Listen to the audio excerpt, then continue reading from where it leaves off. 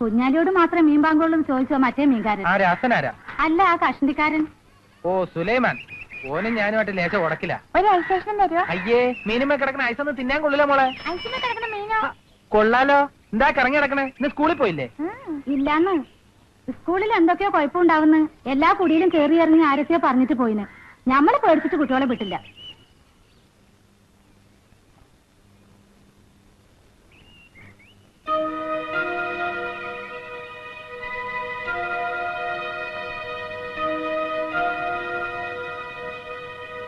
ഇതത്ര നിസ്സാരമായിട്ട് തള്ളാൻ പറ്റിയ പ്രശ്നമല്ല. കുമ്പളക്കടവ് സ്കൂളിലെ കുട്ടികൾ പൊട്ടിട്ടോ തൊപ്പി വെച്ചോ വന്നതിനെ അന്നാട്ടിലുണ്ടായ കച്ചറകളൊക്കെ നിങ്ങളും വായിച്ചല്ലേ പത്രങ്ങളില്? Good morning. ഇന്നെന്താ വല്ല സ്പെഷ്യൽ ലീവ് ഉണ്ടോ? കുട്ടികളെ ആരെയും കാണാനില്ല. അപ്പൊ ടീച്ചർ വിവരം അറിഞ്ഞില്ലേ? ഇല്ല. എന്താ?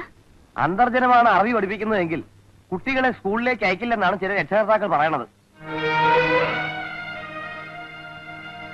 പറയുന്നതിൽ വേറൊന്നും തോന്നരുത്. ഇനിയും ഗായത്രി ടീച്ചർ ഇവിടെ വന്നാലും സ്കൂൾ ചിലപ്പോ പൂട്ടേണ്ടി വരും. ടീച്ചറായിട്ട് അങ്ങനെ ഒരു അവസ്ഥ ഉണ്ടാക്കണോ? ഞാനൊക്കെ ആണെങ്കിൽ ആ പോസ്റ്ററിന്റെ പ്രശ്നം ഉണ്ടായപ്പോ തന്നെ രാജിവെച്ച് വീട്ടിൽ പോയനെ. ആൾക്കാർ കഴിഞ്ഞ ദിവസം ഓരോന്ന് ചോദിക്കുന്ന കേട്ടിട്ട് പേടിച്ചാ സ്കൂളിലേക്ക് വരണത് തന്നെ. അങ്ങനെ പേടിക്കാൻ നിന്നാൽ ഇവിടെ ഒളിക്കാൻ കാട് വേണ്ടേ? അല്ല, ഞാനൊന്ന് ചോദിക്കട്ടെ, വേണ്ടതിനും വേണ്ടാത്തതിനും ഒക്കെ ഇംഗ്ലാബ് വിളിക്കാൻ നിങ്ങൾക്കൊക്കെ നാ ഉത്തരം നീളണ്ടല്ലോ. ഇവിടെ ജാതിന്റെ പേരും പറഞ്ഞ് കച്ചറുണ്ടാക്കുന്ന നായ്ക്കളെ നിലക്ക് നിർത്താൻ നിങ്ങളെ കൊണ്ടൊന്നും സാധിക്കൂലേ? ബസ്സിന് 10 പൈസ കൂട്ടിയെന്നും പറഞ്ഞ് കുട്ടികളെ കുത്തിയിളക്കി ബസ് തടിപ്പിച്ച നിങ്ങൾ യൂണിയനിന്റെ എക്കാര്യത്തിൽ തൊള്ളി പൂട്ടിയിരിക്കുന്നത്. ഇത് അങ്ങനെയൊന്നും അടങ്ങണ കാര്യമല്ല മൂസേ. അടങ്ങാഞ്ഞിട്ടല്ല, മുൻകാല് വോട്ടിന്റെ എണ്ണം കുറഞ്ഞാലോ എന്ന് പേടിച്ചിട്ടല്ലേ? ഞങ്ങളൊക്കെ കുഞ്ഞുകുട്ടി പരാധീനക്കാരാ. ഫസ്റ്റ് ആൾക്കാരാ. സ്വന്തം കാര്യം ചിന്താവാന്നുള്ള ഒരൊറ്റ ചിന്തല്ലേ ഉള്ളൂ.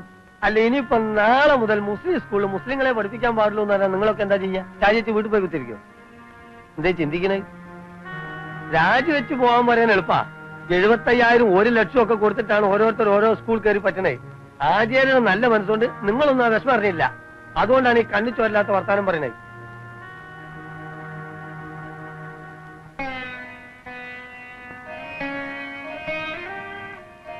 മോളെ, ഒന്നുകൂടെ ഒന്ന് ആലോചിച്ച്. എല്ലാം അറിയാവുന്ന ഉമ്മ തന്നെയാണോ ഈ പറയുന്നത്?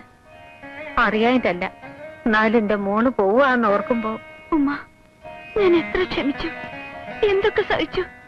അവസാനം സ്കൂൾ വരെ നിർത്തലാക്കുക. ഒരു തെറ്റും ചെയ്യാത്ത കുട്ടികളുടെ ശാപം. ഇനി എന്ത് ചെയ്യണ്ടെന്ന് വിഷമിക്കുന്ന രക്ഷിതാക്കളുടെ ശാപം. പോരെ, എനിക്ക് ഇത്രയൊക്കെ പോരെ. ഓരോ റിവിലേസുകൾ പറക്കും മനുഷ്യന്മാർക്ക് സ്വൈരം കെടുത്താൻ. സാരല്ലമ്മ, എനിക്ക് പോയേ പറ്റും. മോൾ ആചാരോടും മാഷോടും പറഞ്ഞില്ലേ? ഇല്ല, പറഞ്ഞ അവരെ സമ്മതിക്കില്ല. അവരുടെ മുഖത്ത് നോക്കി മറുത്തു പറയാൻ എനിക്കാവില്ലമ്മ. എന്നാലും എന്റെ കുഞ്ഞാലോടെങ്കിലും പറയണം. പറയാതെ പോയാ ഓന് സഹിക്കൂല. വയ്യമ്മ, കുഞ്ഞാലിയുടെ യാത്ര പറയാൻ എനിക്ക് വയ്യ. ഞാൻ പോയെന്നുമ്മ പറഞ്ഞാ മതി. മോളെ,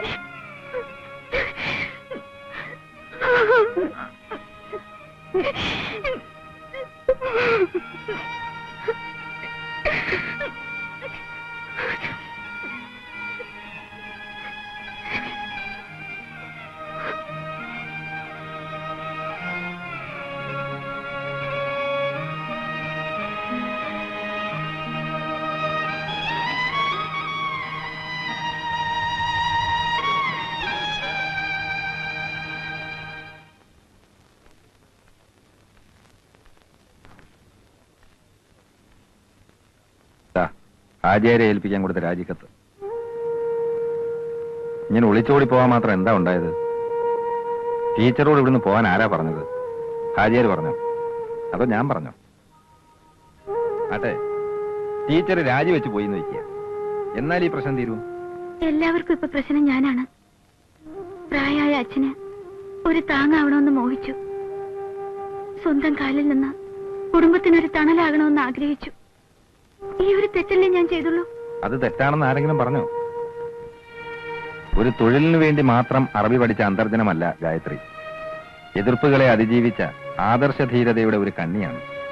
സ്വന്തം സമുദായത്തിനും അതോടൊപ്പം മറ്റുള്ളവർക്കും ഇത്തിരി വെളിച്ചം കിട്ടാൻ സ്വത്തും കുലമഹിമയും ആഠ്യത്വവും എല്ലാം ആഹൂതി ചെയ്ത ആളാണ് ഗായത്രിയുടെ അച്ഛൻ. ആ അച്ഛന്റെ മകൾ ഇപ്പൊ ഇങ്ങനൊരു പ്രശ്നത്തിൽ തളരരുത്. എന്താ സർ? എല്ലാം അറിഞ്ഞിട്ട് ഇങ്ങനെയൊക്കെ പറയണത്? ഞാൻ എത്ര സഹിച്ചു, ക്ഷമിച്ചു. കാണും ഇനി വയ്യ. ആദർശധീരതയുടെ പേരിൽ ഒരു ജോലി ഇട്ടെറിഞ്ഞിട്ട് പോന്നവനാ ഞാൻ. പക്ഷേ എനിക്ക് പറയാനുള്ളത് ഗായത്രി ഈ ജോലി തുടരണമെന്നാ. ഇതിലൊക്കെ ഇത്ര തലപോകഞ്ഞ് ആലോചിക്കാൻ എന്താ ഉള്ളത് മേന്നെ? സ്കൂള് പൂട്ടുന്നുള്ള കാര്യം തീർച്ച. അങ്ങനെ പൂട്ടിയാൽ മറ്റൊരു മാനേജ്മെന്റിനെ അത് ഏൽപ്പിക്കാതിരിക്കാൻ വിദ്യാഭ്യാസ വകുപ്പിനാവില്ല. അവിടെയാണ് മേനോൻ കയറി കളിക്കേണ്ടത്. അത് മനസ്സിലായി. ആയല്ലോ.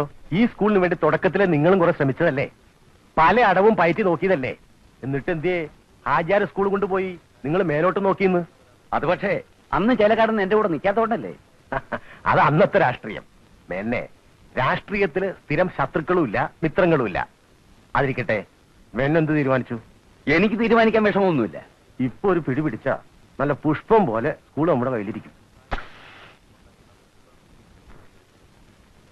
ഇന്നത്തെ കാലത്ത് സ്കൂൾ മാനേജ്മെന്റ് കിട്ടാന്ന് വെച്ചാ അതൊക്കെ എനിക്കറിയാം.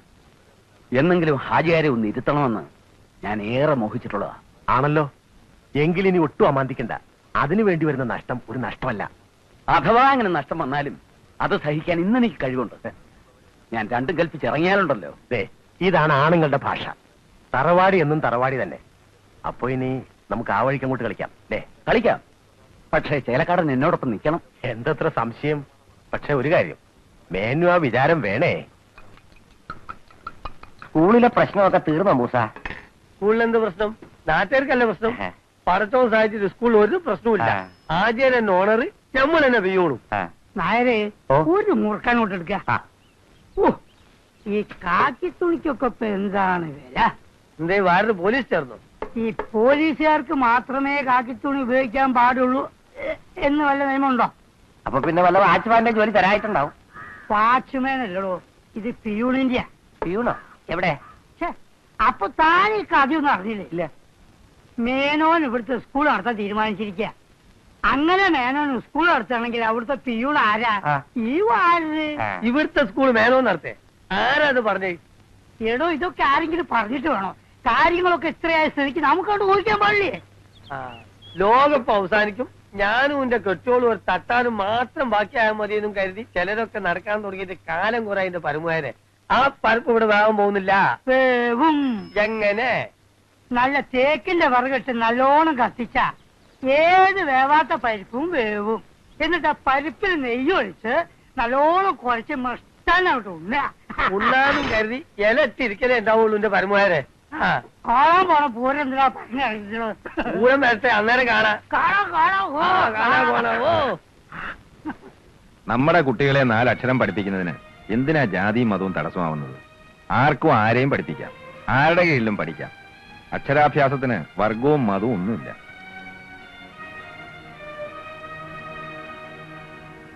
നമ്മളൊക്കെ കൂടി എത്രയോ ദിവസം ഈ സ്കൂളിന് വേണ്ടി അധ്വാനിച്ചു. പെട്രോമാക്സും കത്തിച്ചു വെച്ച് അർദ്ധരാത്രി വരെ കല്ലും മണ്ണും ചുമന്നില്ലേ? ഓട് വാങ്ങാനുള്ള കാശില്ലാത്തതുകൊണ്ട് നമ്മുടെ കുട്ടികളും പെണ്ണുങ്ങളും രാപകലില്ലാതെ ഓലമടഞ്ഞെടുത്തില്ലേ? അന്നൊന്നും ആരും ജാതിയും മതവും ഓർത്തുമില്ല, പറഞ്ഞുമില്ല. ആർക്കു വേണ്ടിയാ നമ്മളിങ്ങനെ കഷ്ടപ്പെട്ടത്? നമ്മുടെ കുട്ടികൾക്ക് വേണ്ടി, നമ്മുടെ നാടിനു വേണ്ടി. പഠിക്കാൻ നിങ്ങളിൽ പലർക്കും സാധിക്കാതെ പോയത് മോഹമില്ലാഞ്ഞിട്ടല്ലല്ലോ. ആ ഗതികേട് നമ്മുടെ കുട്ടികൾക്ക് വരരുതെന്ന് ആഗ്രഹിച്ചുകൊണ്ടല്ലേ ഈ സ്കൂളിന് വേണ്ടി അധ്വാനിക്കാൻ നിങ്ങൾ തയ്യാറായത്? എല്ലാരോടുമായി ഞങ്ങൾക്ക് ഇതേ പറയാനുള്ളൂ. ഈ സ്കൂള് പൂട്ടിക്കാൻ നിങ്ങൾ കൂട്ടു നിൽക്കരുത്. നമ്മുടെ കുട്ടികളുടെ ഭാവി നശിപ്പിക്കരുത്. നിങ്ങളുടെ വിയർപ്പൊഴിക്ക് വളർത്തിയ സ്ഥാപനമാണത്.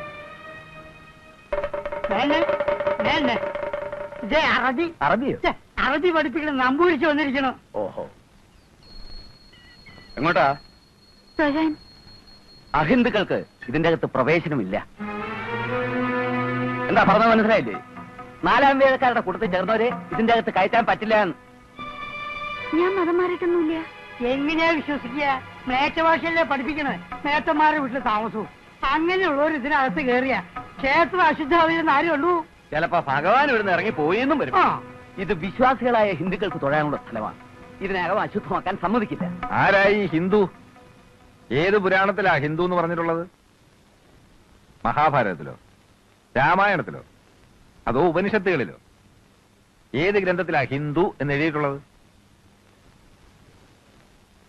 നാമൊക്കെ മനുഷ്യരാണെന്നല്ലാതെ നമ്മളൊക്കെ ഹിന്ദുക്കളാണെന്നോ നമ്മുടെ മതം ഹിന്ദുമതമാണെന്നോ വ്യാസനോ വാൽമീകിയോ ഋഷിമാരോ ഉപനിഷത്ത് ആചാര്യന്മാരോ ആരെങ്കിലും പറഞ്ഞിട്ടുണ്ടോ മേന്നെ?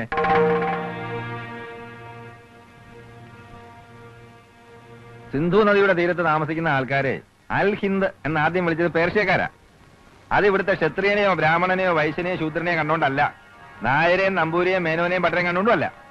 സനാതനധർമ്മം പുലർന്നു കാണണമെന്ന് ആഗ്രഹിച്ചൊരു മഹാസംസ്കാരത്തിന് കാലക്രമത്തിൽ ഹിന്ദുമതം എന്ന പേര് വന്നേ ഉള്ളൂ.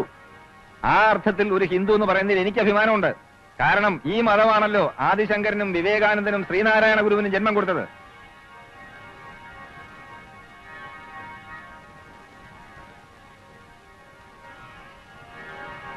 ജീവിക്കാൻ വേണ്ടി ഒരു ഭാഷ പഠിച്ചുകൊണ്ട് ഹിന്ദുത്വമാകെ തകരുമെന്ന് പറയാനും ഒരു മുസൽമാന്റെ വീട്ടിൽ താമസിച്ചുകൊണ്ട് വിശ്വാസമാകെ അശുദ്ധമാകുമെന്ന് പറയാനും ഈശ്വരനെ കൂട്ടുപിടിക്കണ്ട. ഈശ്വരൻ അങ്ങനെ ഏതെങ്കിലും ഒരു സ്ഥലത്ത് സ്ഥിരമായി വീട് കെട്ടി താമസിക്കുന്ന ആളുമല്ല. ചെറുപ്പം മുതലേ ശീലിച്ചു പോയതുകൊണ്ടും വിശ്വസിച്ചു പോയതുകൊണ്ടാണ് ഈ കുട്ടി ഇവിടെ വന്നത്. മനസ്സ് തുറന്നൊന്ന് പ്രാർത്ഥിക്കാൻ, ഒന്ന് തൊഴാൻ, അല്ലാതെ ഭണ്ഡാരപ്പെട്ടിയിലെ കാണിക്കയുടെ പങ്കുപറ്റാനല്ല, അമ്പലവസ്തുക്കൾ കട്ടുമുടിക്കാനും അല്ല.